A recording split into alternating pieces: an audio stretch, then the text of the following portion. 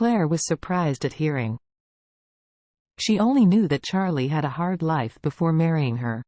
Grandpa found it on the construction site, but she didn't know that Charlie actually worked at the construction site at the age of 18, and she didn't know that Charlie gave all the money. They were donated to the orphanage. No wonder he was penniless when she married him. He even asked grandfather for money for a haircut before the wedding. Coupled with his behavior of raising money for Aunt Lena's crazy treatment of illness, Claire suddenly felt that her husband also had a great side. She couldn't help asking Charlie, "Why have you never told me this?" Charlie said indifferently, "Hey, what can I tell people about the poor days?" After speaking, Charlie didn't want to talk more on this topic, and hurriedly turned the topic off and asked Xiaofeng, "By the way, Xiaofeng, where is Aunt Lena?" Xiaofeng said, "Aunt Lena is talking to the dean about work. She asked to entertain you first, and she will come in a while." With that said, Xiaofeng asked expectantly, "Brother Charlie, would you like to go to the orphanage? You haven't come back for a long time. Charlie has lived in this welfare institution for the past 10 years from 8 to 18, and he has great affectionate for it. It's just that he has been a little destitute and have no face to come back. Now that he has a lot of money, he might as well go in and see what other needs are in the orphanage, and can help solve it when the time comes." So he nodded and agreed, and said, "Then let's go in for a while." Xiaofeng was overjoyed, and hurriedly grabbed Charlie's arm, and dragged him in front.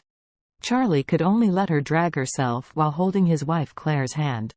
Claire's heart beat faster, but she still let her lead into the orphanage. The Orus Hill Welfare Institute was built in the last century and has a history of several decades. The buildings here are also relatively low brick buildings, and each building is almost decades old. Charlie saw that this place was basically the same as when he lived many years ago, so he couldn't help asking Xiaofeng, "Did the orphanage have not been expanded or renovated in these years?" Xiaofeng said, "Wanted to expand, but the funding has been tight. We have more children here than before. Both the dean and Aunt Lena feel that it is better to spend the money on the children. As for the hardware conditions, it can save money."